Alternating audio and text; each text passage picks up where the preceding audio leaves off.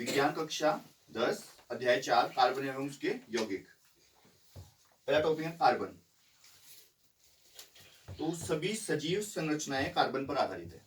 ठीक है, मतलब कहने का मतलब ये है कि कार्बन से ही बनी हुई है सजीव संरचनाएं। भूपट्टी पर तथा वायुमंडल में अत्यंत अल्प मात्रा में कार्बन उपस्थित है। बहुत कम मात्रा में कार्बन है।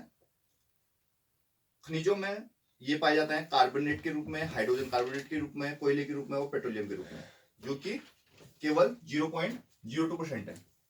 0.02% अवेलेबल है खनिजों में कार्बन, ऐसा होता है।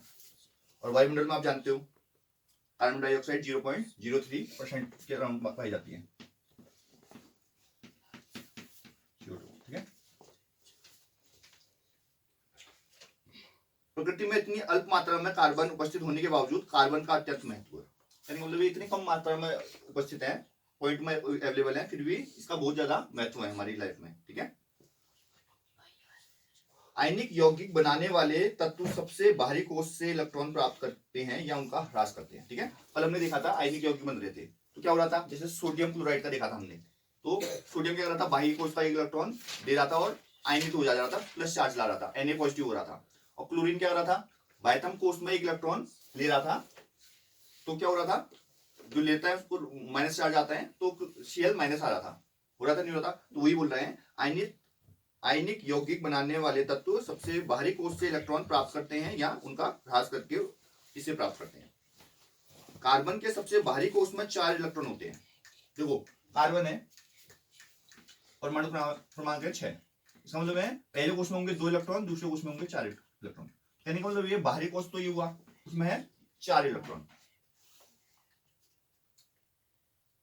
तथा उत्कृष्ट गैस विन्यास को प्राप्त करने के लिए इसको 4 इलेक्ट्रॉन प्राप्त करने होंगे या खोने होंगे। कहने का मतलब ये है उत्कृष्ट गैस विन्यास का मतलब है कि बाहरी कोश पूरा करना, बाहरी कक्ष पूरा करेगा तो दूसरे कोश में आपको बताया 8 इलेक्ट्रॉन होते हैं।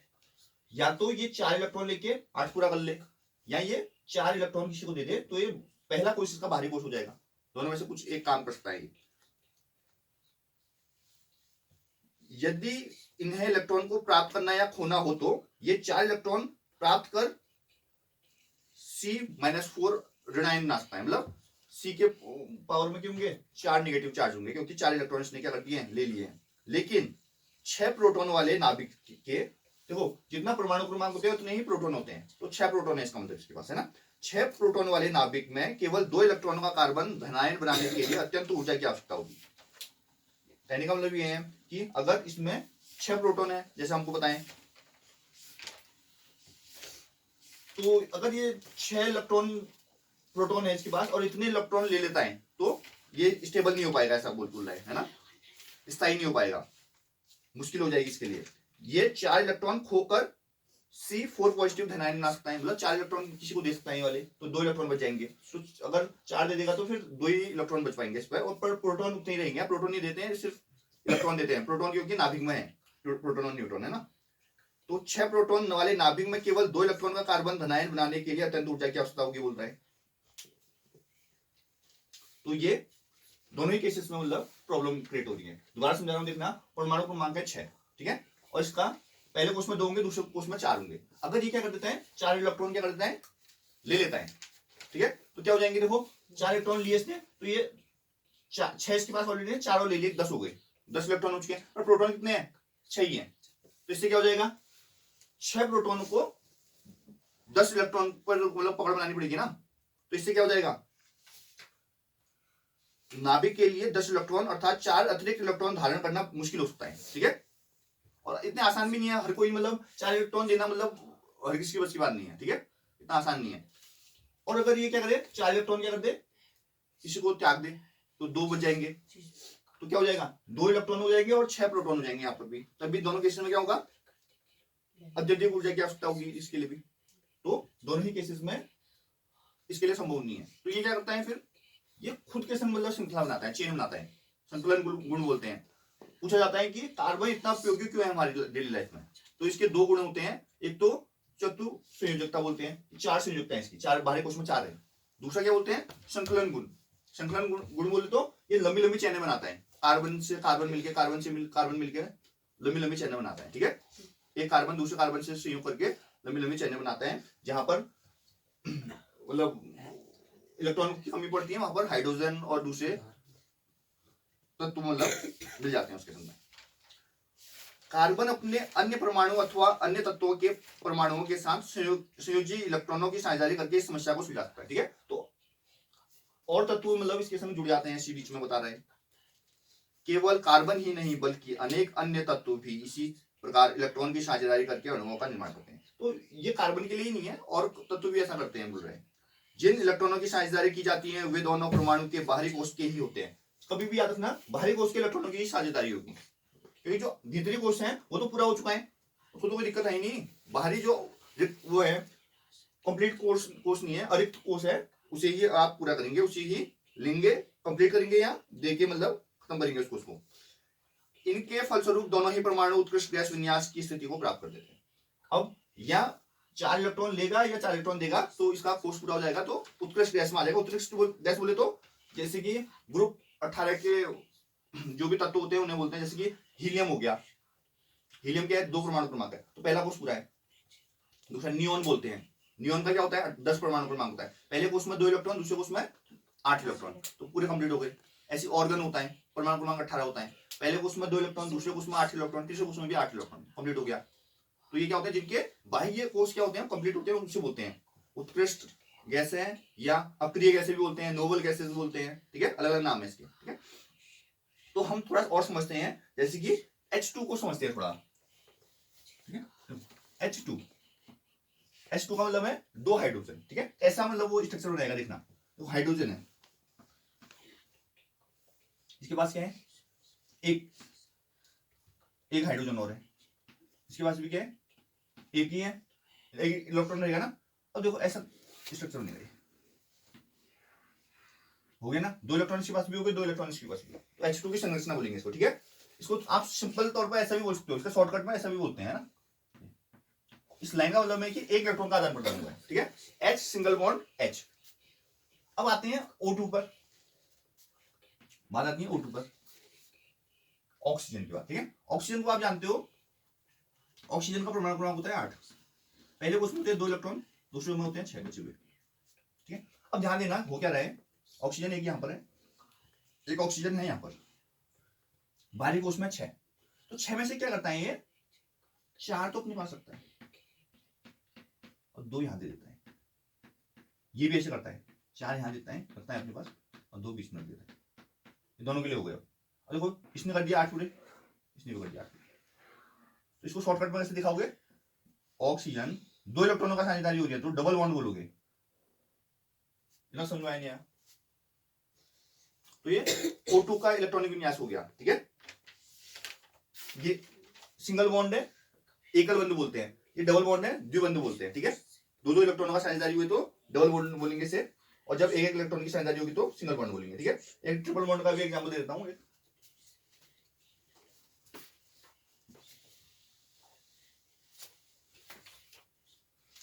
नाइट्रोजन करता है ट्रिपल बॉन्ड का, देखो नाइट्रोजन है 7 परमाणु क्रमांक, क्या होगा, पहले कोष में 2 होंगे, दूसरे में बचे हुए 5 होंगे। ठीक है, नाइट्रोजन, एक नाइट्रोजन यहाँ बैठा है, दूसरा यहाँ बैठा है। ठीक है, अब है इसके पास 5, और ऐसा कुछ कॉम्बिनेशन बनाना है कि इसके पास कितने हो जाए, 8 हो जाए। ठीक है, तो 5 है अगर, तो क्या करते हैं, 2 तो ये अपने पास रखता है, 3 बीच में रख देता है। ये भी ऐसे करेगा, 2 अपने पास रखेगा और 3 रख देगा बीच में। क्या हो जाता है, इसके 8 पूरे हो जाते हैं, ये भी 8 पूरे हो जाते हैं। इसको शॉर्टकट में क्या बोलोगे आप, नाइट्रोजन 3 इलेक्ट्रॉनों का हो जाता है, ट्रिपल बॉन्ड बोलोगे, त्रिबंधु बोलते हैं इसको। समझ में? तो 3 इलेक्ट्रॉनों का आदान प्रदान हो गया है, इसमें साझेदारी हो चुकी है, तो इसे बोलते हैं नाइट्रोजन के 2 परमाणु के बीच त्रिआबंध। ठीक है, नोट कीजिए इसे।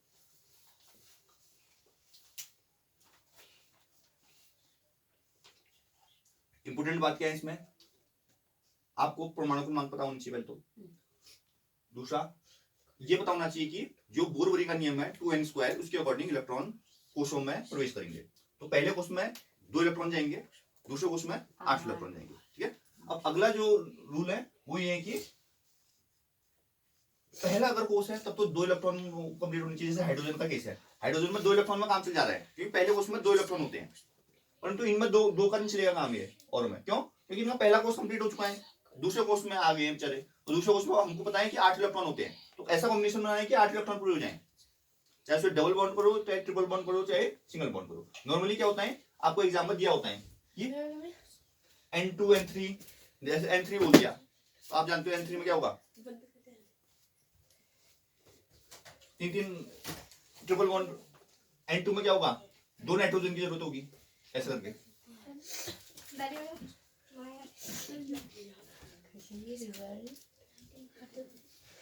ठीक है, नोट हो गया।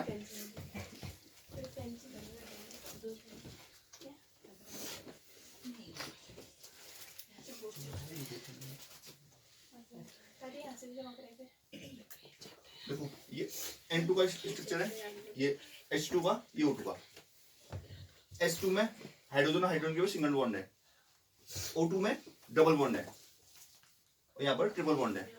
ट्रिपल बॉन्ड बोले तो 3 इलेक्ट्रॉनों का संयोग हो रहा है, ठीक है। आनंद क्लियर है, ये तो पता ही है, बता दो, हो गया।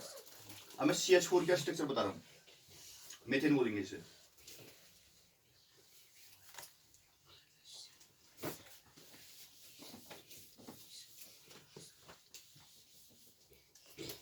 स्कूल कितने बजे जाना है, कितने बजे निकलोगे यहाँ से? 7:30 बजे आने, 7 बजे निकलेंगे। खाना ना खाओगे? हाँ, आधे घंटे में। ठीक है, तो CH4 देखो भाई, CH4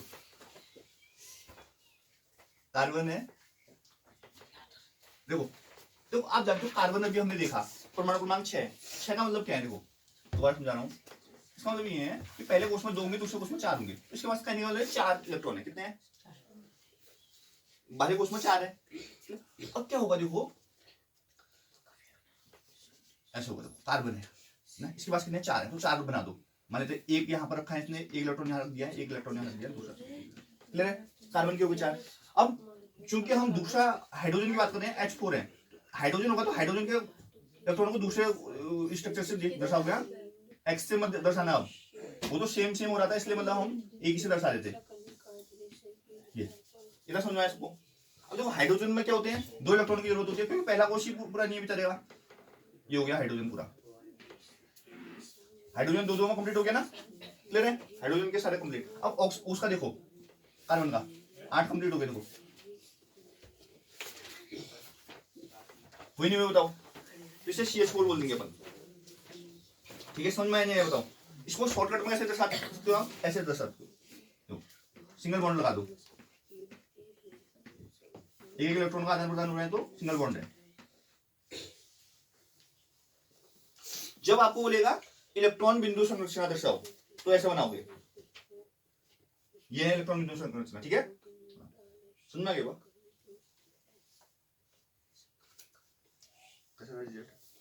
दादी उसमें अपना PTM में तो बस ऐसे ही बोला ही नहीं कुछ, एडमिशन आके एक छोटी बहन का।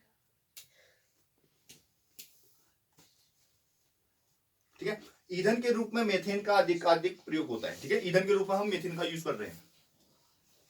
यह बायोगैस एवं संपीड़ित प्राकृतिक gas CNG compressed natural gas का प्रमुख घटक है। कौन है? मेथेन।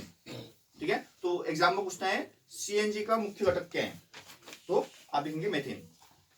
यह कार्बन के सर्वाधिक सरल यौगिक में से एक है। मेथेन का सूत्र CH4 होता है, तो मेथेन हमने अभी जस्ट बनाया है, CH4 मेथेन लिख लेना ब्रैकेट में। ठीक है, अब है 2 परमाणुओं के बीच इलेक्ट्रॉनों के एक युग्म की साझेदारी के द्वारा बनने वाले आबंध सहसंयोजी आबंध कहलाते हैं। सहसंयोजी आबंध किसे बोलेंगे अपन? 2 परमाणुओं के बीच इलेक्ट्रॉन के एक युग्म की साझेदारी,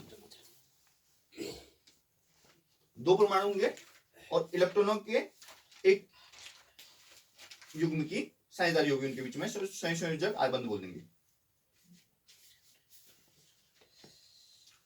सहसंयोजी आबंध वाले अणुओं में भीतर तो प्रबल आबंध होता है, लेकिन इनका अंतराणु बल दुर्बल होता है। ठीक है, तो भीतर तो मतलब उनमें क्या होंगे, प्रबल आबंध होगा, पर उनका अंतराणु बल बहुत दुर्बल होगा, इनके अंदर का बल जो होगा वो कमजोर होगा, दुर्बल होगा।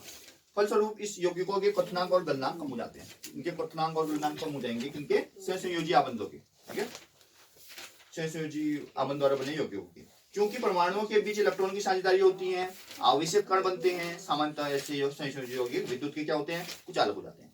विद्युत के क्या हो जाएंगे, चालक हो जाएंगे। तो कार्बन के अपरूप समझते हैं। आप जानते हो प्रकृति में कार्बन तत्व अनेक विभिन्न भौतिक गुणों के साथ विविध रूपों में पाया जाता है। कार्बन बहुत रूपों में पाए जा रहे हैं, बोल रहे हैं। हीरा एवं ग्रेफाइट दोनों ही कार्बन के परमाणुओं से बने हैं। तो पूछा जाता है कार्बन के किन्हीं दो अपरूप आप लिखिए, तो हीरा और ग्रेफाइट लिखेंगे। कार्बन के परमाणु के परस्पर आबंध के तरीकों के आधार पर ही इनमें अंतर होता है। हीरे में कार्बन का प्रत्येक परमाणु कार्बन के 4 अन्य परमाणु के साथ आबंधित होता है। हीरे में क्या होगा, कार्बन का प्रत्येक परमाणु कार्बन के 4 अन्य परमाणुओं से क्या होगा, आबंधित होगा, जुड़ा होगा, जिसमें एक दृढ़ त्रिआयामी संरचना होती है। ग्रेफाइट में कार्बन के प्रत्येक परमाणु आबंधित कार्बन के 3 अन्य परमाणुओं के साथ एक ही तल पर होता है। उसमें क्या हो रहा था, हीरे में हो रहा था 4 परमाणु के साथ, और ग्रेफाइट में हो रहा है 3 परमाणु के साथ एक ही तल पर होता है, जिससे षटकोणीय व्यू मिलता है। मतलब 6 कोण बनेंगे, 6 एंगल जैसे बनेंगे, ऐसा होता है। इनमें से एक आबंध द्विआबंध होता है, जिसके कारण कार्बन की संयुक्तता पूर्ण हो जाती है। एक साइड डबल बॉन्ड कर देंगे तो क्या होगा, संयुक्तता पूरी हो जाएगी, क्योंकि 3 को नहीं बोल रहा है। तो 3 का मतलब ये है कि एक साइड डबल बना के तो 4 इलेक्ट्रॉन का आदान प्रदान है ना, 4 बॉन्ड बनने हैं उसमें। तो दो साइड तो सिंगल हो जाएंगे, एक साइड डबल बॉन्ड हो जाएगा, तो एक साइड से 2 इलेक्ट्रॉन मिलेंगे और 2 जगह से सिंगल करके 2 इलेक्ट्रॉन मिलेंगे, तो 4 पूरे हो जाएंगे। अब ये हीरे की संरचना देखो, हीरे की संरचना ऐसी है, देखो 4 बोला था ना, 4 देखो। अब क्या बोला है, ग्रेफाइट की देखो, तो देखो षटकोणीय बोल रहा था, देखो 6 हो रहा है। और देखो ये आगे C60 बकमिस्टर फ्लोरीन, तो इसको C60 बकमिस्टर फ्लोरीन क्यों बोलते हैं, ऐसा बोलता है क्योंकि इन्होंने बकमिस्टर फ्लोरीन ये खोजा था, ठीक है, इसलिए इसको C60 बकमिस्टर फ्लोरीन बोलते हैं, ऐसा बोलना। इन दो विभिन्न संरचनाओं के कारण हीरे एवं ग्रेफाइट के भौतिक गुण अत्यंत भिन्न होते हैं, जबकि उनके रासायनिक गुणधर्म समान होते हैं। सबसे कठोरतम पदार्थ है भाई हीरा, ठीक है, प्रकृति में प्राप्त सबसे कठोरतम हीरा, जबकि ग्रेफाइट चिकना तथा फिसलनशील होता है। देखो आप पेंसिल की नोक में आप देखते हो, होता ही नहीं होता। ग्रेफाइट विद्युत का सुचालक होता है, हमने कल भी पढ़ा था, ये विद्युत का सुचालक है करके। शुद्ध कार्बन को अत्यंत उच्च दाब एवं ताप पर उपचारित करके हीरे को संश्लेषित किया जा सकता है। ये संश्लेषित हीरा आकार में छोटा होता है, लेकिन अन्यथा ये प्राकृतिक हीरो से अभेदनीय होता है। अब फ्लोरीन के बारे में बताना है थोड़ा। देखो फ्लोरीन कार्बन अपरूप का अन्य वर्ग है। सबसे पहले C16 की पहचान की गई, जिसमें कार्बन के परमाणु फुटबॉल के रूप में व्यवस्थित होते हैं। फुटबॉल जैसा दिखता है स्ट्रक्चर इसका फ्लोरीन का। चूंकि यह अमेरिकी आर्किटेक्ट बकमिस्टर फुलर द्वारा डिजाइन किए गए हैं, इसलिए इस अणु को फ्लोरीन नाम दिया गया। तो कार्बन के अंदर जो पाए जाएंगे, मैंने बोला एक तो संकलन आता है, दूसरा चतुर्संयोजकता होता है। ये क्वालिटीज की है भाई, है ना। देखो सहसंयोजक बंध की प्रकृति के कारण कार्बन की बड़ी संख्या में यौगिक बनाए जाते हैं। देखो कार्बन के यौगिक है पूरे, देखो हाइड्रोकार्बन होता है, तभी हमारी किताब में देखो एक कार्बनिक रसायन और एक अकार्बनिक रसायन अलग से कर दिया गया है। आगे क्या आप पढ़ोगे ना 11th में, अगर जो साइंस लेगा तो ऑर्गेनिक और इनऑर्गेनिक केमिस्ट्री अलग से है। तो कार्बन बड़ा रोल अदा करता है इसमें। सहसंयोजी बंध की प्रकृति के कारण कार्बन में बड़ी संख्या में यौगिक बनाने की क्षमता होती है। कार्बन के 2 कारण देखे गए हैं। पहला कारण है कार्बन में कार्बन के ही अन्य परमाणु के साथ आबंध बनाने की अद्वितीय क्षमता होती है। तो कार्बन क्या करता है, कार्बन के साथ क्या करते हैं, आबंध बनाता है, जिससे बड़ी संख्या में अणु बनते हैं। इस गुण को श्रृंखलन कहते हैं, ठीक है। इस यौगिकों में कार्बन की लंबी श्रृंखला, कार्बन की विभिन्न शाखाओं वाले श्रृंखला अथवा वलय के व्यवस्थित कार्बन भी पाए जाते हैं।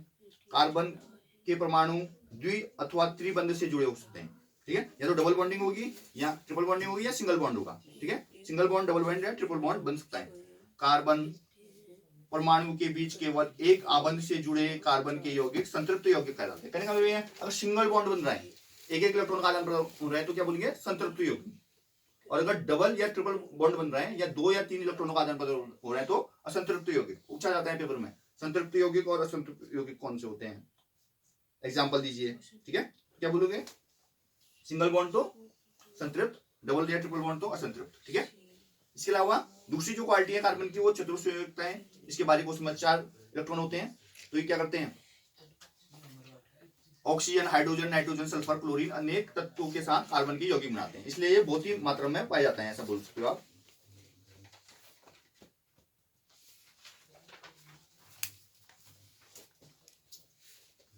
अब आता है समजातीय श्रेणी, ठीक है।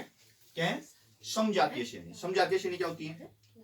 इनमें क्या होता है ना, इनके बीच में फिक्स गैप होता है, या तो इनमें एक जो ग्रुप होता है एक ही ग्रुप होगा, या इसमें क्या होगा, फिक्स गैप होगा। नॉर्मली CS2 का गैप पाया जाता है इन दोनों के बीच में, ठीक है, समजातीय श्रेणी में। तो देखते हैं यौगिकों की ऐसी श्रृंखला जिसमें कार्बन श्रृंखला में स्थित हाइड्रोजन का एक ही प्रकार का प्रकारात्मक समूह प्रतिस्थापित करता है, उसे समजातीय श्रेणी बोलते हैं। पेपर में आता है, समजातीय श्रेणी पेपर में आता है। लिखो, यौगिकों की ऐसी श्रृंखला, यौगिकों की ऐसी श्रृंखला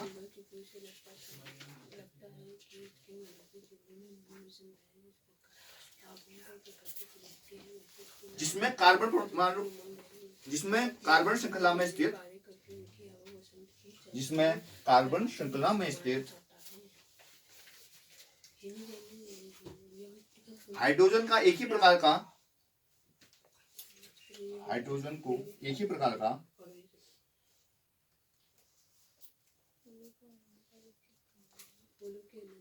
प्रकार्यात्मक समूह प्रतिस्थापित करता है, प्रकार्यात्मक समूह प्रतिस्थापित करता है। फंक्शनल ग्रुप मतलब कौन सा ग्रुप जुड़ा हुआ है? एल्कोहल जुड़ा है, एल्डिहाइड जुड़ा है, कीटोन जुड़ा है, कार्बोक्सिल अम्ल जुड़ा है, हेलोजन जुड़े हैं, या एल्केन एल्कीन एल्काइन जुड़े हैं। प्रकार्यात्मक समूह प्रतिस्थापित करता है, उसे समजातीय श्रेणी कहते हैं। दोबारा बोल रहा हूं, यौगिकों की ऐसी श्रृंखला जिसमें कार्बन श्रृंखला में स्थित हाइड्रोजन को एक ही प्रकार का प्रकार्यात्मक समूह प्रतिस्थापित करता है, उसे समजातीय श्रेणी कहते हैं।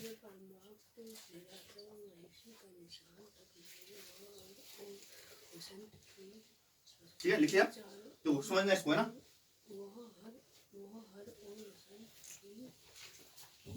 एग्जाम्पल लेते हैं इसका, मान लेते हैं CH4 है, दूसरा है C2H6 है, ठीक है। ये एल्केन है दोनों के दोनों, इसे मेथिन बोलेंगे, एथेन बोलेंगे, ठीक है। इन दोनों में बीच में गैप कितना है? CH2 का गैप है, देखो CH2 का गैप है क्या, नहीं बताओ। तो C सिंगल था यहाँ पर, C डबल हो गया, तो एक C हो गया, 4 था 6 हो गया, तो CH2 का गैप हो रहा है, तो इसको क्या बोलेंगे? समजातीय श्रेणी बोल देंगे, क्योंकि इनके बीच में CH2 का गैप है और एक ही मतलब ग्रुप के हैं, ये एल्केन है दोनों के दोनों, क्लियर है।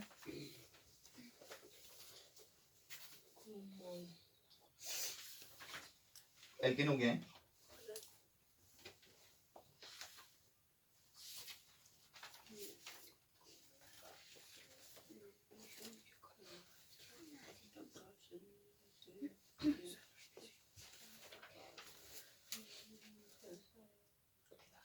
अब देखना तो क्या बोल रहे हैं, संतृप्त हाइड्रोकार्बन में सामान्यतः स्वच्छ ज्वाला निकलती है, ठीक है। संतृप्त हाइड्रोकार्बन बोले तो अभी देखा था हमने, जिनमें सिंगल बॉन्ड था। असंतृप्त कार्बन यौगिक में अत्यंत काले धुएं वाली पीली ज्वाला निकलती है, काले ज्वाला निकलेगी या पीली ज्वाला निकलेगी, जैसे कि आप वो देख सकते हो सिलेंडर वगैरह में देखते हो आप, अगर गैस पर्याप्त मात्रा में तो क्या निकलती है? स्वच्छ ज्वाला निकलती है, नीली नीली जैसी, है। और अगर गैस जैसे खत्म होने वाली है, या आपका जो बर्नर वगैरह है वो क्या हो गया, उसमें कुछ गंदगी चली गई है, तो कैसी ज्वाला निकलती है? लाल लाल निकलती है, गंदगी अटक जाती है ना उनमें, क्योंकि वो जल रहा होता है ना अंदर। लेकिन वायु की आपूर्ति को सीमित कर देने पर और पूर्ण दहन होने पर संतृप्त हाइड्रोकार्बन की प्रज्वल ज्वाला निकालेंगे। कहने का मतलब ये, अगर वायु की मात्रा कम हो जाएगी, देखो वो कैसे निकलता है, क्यों निकलता है लाल ज्वाला, जब हमारा क्या कहते हैं गंदगी फंस जाती है, क्योंकि वायु नहीं पहुंच पाता है वहां पर, है ना, हवा की कमी हो जाती है वहां पर अंदर, ठीक है। तो कमी हो जाएगी, कैसी ज्वाला निकलेगी? लाल टाइप निकलती है, देखते हो आप। कभी चाय वगैरह गिर जाती है गैस के ऊपर, तो जैसे आग कैसे निकलती है, फिर देखा होगा। हमको तो ये डर लगा रहता है कि यार मम्मी डांटे ना, यार सफाई कैसे करेंगे गैस की, ऐसा तो ठीक है। घरों में उपयोग में लाई जाने वाली गैस केरोसिन के स्टोव में वायु के लिए छिद्र होते हैं, ठीक है। जैसे पहले स्टोव चलते थे उसमें अंदर छेद होते थे, आप वैसे समझ लो, आपने सिलेंडर देखे हैं जो बर्नर होता है ऊपर से, उसमें छिद्र नहीं होते हैं जिसमें से गैस निकलती है, जलता है, जिसकी पर्याप्त मात्रा में ऑक्सीजन समृद्धि मिश्रण जलकर स्वच्छ नीली ज्वाला देते हैं, ठीक है। अगर स्वच्छ है, साफ है बर्नर, गैस की पर्याप्त मात्रा होती है तो आपकी स्वच्छ नीली ज्वाला मिलेगी। यदि कभी बर्तन के तले काले होते हैं, ठीक है, गैस में खाना बना रहे हो, बर्तन के तले कैसे हो जा रहे हैं, काले हो जा रहे हैं, तो वायु छिद्र अवरुद्ध है। इसका मतलब ऐसा है कि वायु की पर्याप्त मात्रा नहीं जा पा रही है, उनके जो छेद हो रखे हैं उसमें उसमें कहीं पर कुछ फंसा हुआ है, तो उसे खोल के साफ कर लो आप लोग। इससे क्या होगा, दो नुकसान होंगे। एक तो ये होगा कि ज्वाला खराब आएगी, बर्तन भी गंदे हो रहे हैं, दूसरा गैस भी वेस्ट होगी आपकी, ठीक है। ईंधन का व्यर्थ व्यय होगा। कोयले तथा पेट्रोलियम जैसे ईंधनों में कुछ मात्रा में नाइट्रोजन तथा सल्फर होते हैं। इनके दहन के फलस्वरूप सल्फर तथा नाइट्रोजन के ऑक्साइड का निर्माण होता है, जो कि पर्यावरण की क्या है, प्रमुख प्रदूषक है, बता रहे। अब अगला बता रहे हैं प्रतिस्थापन अभिक्रिया। तो प्रतिस्थापन अभिक्रिया किसे बोलेंगे, संतृप्त हाइड्रोकार्बन अत्यंत अनविकृत होते हैं तथा अधिकांश अभिकर्मकों की उपस्थिति में अक्रिय हो जाते हैं। तो प्रतिस्थापन का क्या काम है, देखो मेन प्रतिस्थापन को ऐसे समझो, जैसे कि है अपना मेथिन CH4 में क्या अभिक्रिया हो रही है, Cl2 की, मेथिन में हो रही है क्लोरीन की अभिक्रिया, किसकी प्रेजेंस में, सूर्य, हाँ सूर्य के प्रकाश की उपस्थिति में, HV बोलते हैं इसको, सूर्य का प्रकाश।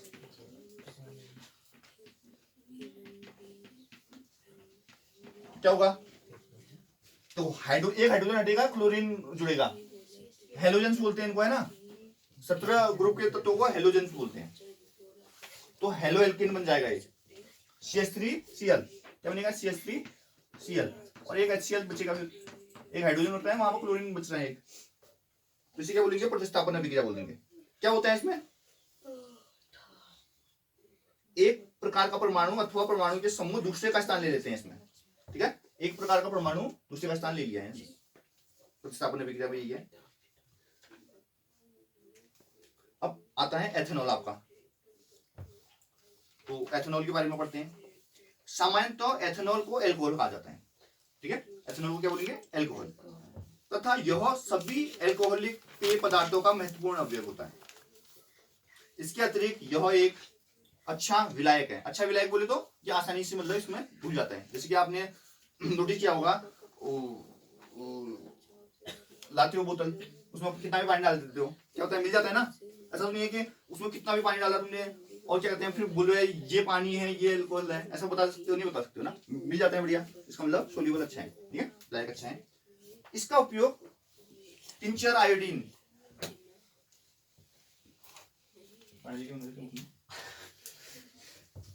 कफ सिरप, टॉनिक जैसी औषधियों में होता है, ठीक है। कहाँ यूज होगा इसका, एक तो टिंचर आयोडीन में, कफ सिरप में, टॉनिक में इसका उपयोग होगा, किसका, एल्कोहल का, ठीक है। एथेनॉल को किसी भी अनुपात में जल में मिलाया जा सकता है, किसी भी अनुपात में, किसी भी रेशियो में मिला सकते हो आप इसको जल में, ठीक है, पानी में। तनु एथेनॉल की थोड़ी सी भी मात्रा लेने पर नशा आ जाता है, नशा हो जाता है। हालांकि एल्कोहल पीना निंदनीय है, मतलब निंदनीय है, आपकी निंदा होगी इससे, अगर निंदा होगी मतलब बुराई करेंगे ना लोग, लेकिन समाज में बड़े पैमाने पर प्रचलित है, समाज में बहुत लार्ज स्केल में मतलब चला हुआ है ये। लेकिन शुद्ध एथेनॉल की थोड़ी सी भी मात्रा घातक सिद्ध हो सकती है, मतलब जो प्योर होता है ना, उसमें क्या होगा, अगर उसको पी लोगे तो आपके शरीर के लिए हानिकारक होगा और बहुत ज्यादा घातक होगा, आपकी मृत्यु हो सकती है। काफी समय तक एल्कोहल का सेवन करने से स्वास्थ्य संबंधी कई समस्या होती है। अगर तुम लंबे टाइम से मतलब एल्कोहल कंज्यूम कर रहे हो तो आपको स्वास्थ्य संबंधी बहुत सारी परेशानियां हो सकती हैं। तो जैसे देखो, जब अधिक मात्रा में एथेनॉल का सेवन किया जाता है तो इससे उपापचय प्रक्रिया धीमी हो जाती है तथा केंद्रीय तंत्रिका तंत्र हमारा हो जाएगा कमजोर। इसके फलस्वरूप क्या होगा, समन्वय की कमी हो जाएगी, मानसिक दुविधा हो जाएगी, उन्नीदापन हो जाएगा, सामान्य अंतर्बाध का कम हो जाना और भाव शून्यता, मतलब कोई फर्क नहीं पड़ता। देखो तुम देखते होंगे, नोटिस करते होंगे, जो ज्यादा नशा कर रहे होते हैं, ज्यादा दारू वगैरह पी रखा है, क्या उनको कोई फर्क नहीं पड़ता, उनके सामने कुछ भी कर दो तुम, कोई फर्क नहीं पड़ता उनको, वो अपने में मस्त रहते हैं। तुम देखो रोडों में गिरे हुए दिखते हो, उनको देखते हो नहीं देखते, तो इसलिए बोल रहे हैं कि गलत बात है, पीना चाहिए, भाव शून्य हो जाता है, उसको कोई फर्क नहीं होता, उनको फर्क नहीं पड़ता क्या हो रहा है बगल में, उसके बगल में आग जल रही है, उसके अगल बगल कुत्ते घूम रहे हैं। कई बार तुमने नोटिस किया होगा, कुत्ते मुंह चाट रहे होते हैं रोडों में, लेकिन उसे पता नहीं चलता कि उसकी सोचने की क्षमता और समझने की क्षमता तथा मांसपेशियां बुरी तरह प्रभावित हुई है। देखो उसकी सोचने की क्षमता मतलब खराब हो जाती है, ठीक है, समझने की क्षमता खराब हो जाती है। तभी बोलते हैं कि अगर कोई मतलब नशे में दारू पिए हुए हैं तो उससे बातें ज्यादा करनी नहीं चाहिए, क्योंकि उसकी सोचने की क्षमता कम हो जाती है उस टाइम, समझ लो, समझने की क्षमता कम हो जा रही है, उसकी मांसपेशियां प्रभावित हो रही है। एथेनॉल के विपरीत मेथेनॉल की थोड़ी सी भी मात्रा लेना मृत्यु हो जाती है, ठीक है। अगर एथेनॉल तो ठीक है, मेथेनॉल लेंगे तो उससे क्या होगा, आपका मृत्यु हो जाएगी। यकृत में मेथेनॉल ऑक्सीकृत होकर मेथेनॉल बना जाता है। मेथेनॉल यकृत की कोशिकाओं के घटकों के लिए शीघ्र अभिक्रिया करने लगता है। इससे क्या हो जाता है, प्रोटोप्लाज्म उसी प्रकार स्कंदित हो जाता है जिस प्रकार पकाने पर अंडा स्कंदित हो जाता है। जैसे अंडे को अगर हम पकाते हैं, बॉईल कर देते हैं, तो अंडा कैसे स्कंदित नहीं हो जाता, बॉयल एग कैसा होता है, वैसे हो जाएगा, ठीक है। इससे व्यक्ति अंधा हो सकता है, बोल रहे हैं। औद्योगिक उपयोग के लिए तैयार एथेनॉल का दुरुपयोग रोकने के लिए मेथेनॉल जैसे जहरीले पदार्थ मिला दिए जाते हैं, ठीक है। जो उद्योगों में एथेनॉल जो आता है उसका दुरुपयोग कर लेंगे लोग कहीं ऐसा ना हो ऑफिस में मतलब एथेनॉल रखा हुआ है उसको भी पीना चालू कर दें, दुरुपयोग ना करें, इसलिए क्या कर देते हैं उसमें मेथेनॉल डाल देते हैं, उसका कलर चेंज होता है, ठीक है, जहरीला होता है, जिससे वो पीने योग्य न बन पाए। मतलब ऑफिस में काम चल रहा है। एल्कोहल की पहचान करने के लिए इसमें रंजक मिलाकर इसका रंग नीला बना दिया जाता है, नीले रंग का दिखेगा फिर वो, ठीक है। इसे क्या बोलते हैं, विकृत एल्कोहल भी बोलते हैं, ठीक है। अब बोले ईंधन के रूप में एल्कोहल। गन्ना सूर्य के प्रकाश को रासायनिक ऊर्जा में बदलने में सर्वाधिक सक्षम होता है, ठीक है। गन्ना क्या होता है, सूर्य के प्रकाश को रासायनिक ऊर्जा में बदलने में सक्षम है। गन्ने का रस मोलेसस बनाने में उपयोग में लाया जाता है, मतलब शीरा बनाने में, जिसका किण्वन करके एल्कोहल तैयार किया जाता है। कुछ देशों में एल्कोहल में पेट्रोल मिलाकर उसे स्वच्छ ईंधन के रूप में भी इस्तेमाल करते हैं। देखो एल्कोहल में क्या मिलाते हैं, पेट्रोल मिला के ईंधन के रूप में भी प्रयोग करते हैं उसका। अब जो सबसे इंपोर्टेंट है एस्टरीकरण, ये पेपर में बहुत पूछा जाता है। एस्टरीकरण अभिक्रिया, ठीक है, क्या होता है एस्टरीकरण अभिक्रिया। एस्टर मुख्य रूप से अम्ल एवं एल्कोहल की अभिक्रिया से निर्मित होते हैं। कैसे निर्मित होंगे, अम्ल तथा एल्कोहल की अभिक्रिया से। एथेनोइक अम्ल किसी अम्ल उत्प्रेरक की उपस्थिति में परिशुद्ध एथेनॉल से अभिक्रिया करके एस्टर बनाते हैं। रिएक्शन लिख लो इसकी, एस्टरीकरण, ठीक है। CH3COOH में CH3 CH2OH अम्ल की अम्ल क्या बनेगा, देखो बनेगा CH3 CH2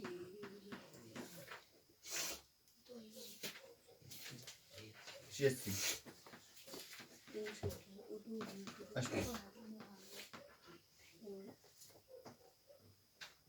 देखो क्या है, CH3COOH प्लस CH3CH2OH, ये है अम्ल के प्रेजेंस में CH3C double bond O OCH2 CH3 और H2, इसके बोलेंगे ये है एथेनोइक अम्ल। ये जो है इसको बोलेंगे एथेनोइक अम्ल।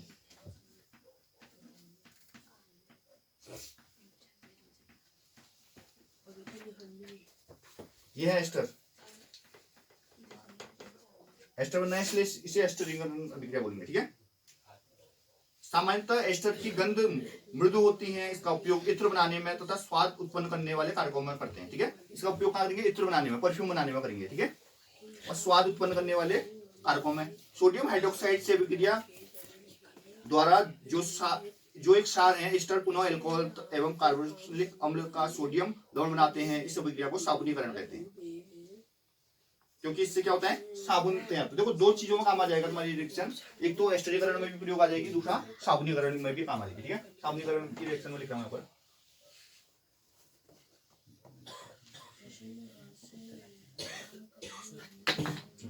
क्या हो रहा है, ये बनाया एस्टर, ठीक है। अब इसको यहाँ लिख रहा हूं मैं, देखो CH3 COO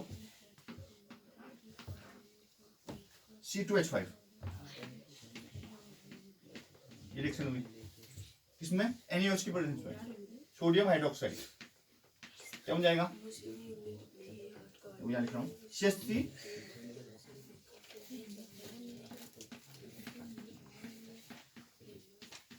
ये बना प्लस क्या बन गया CH3COON, ये है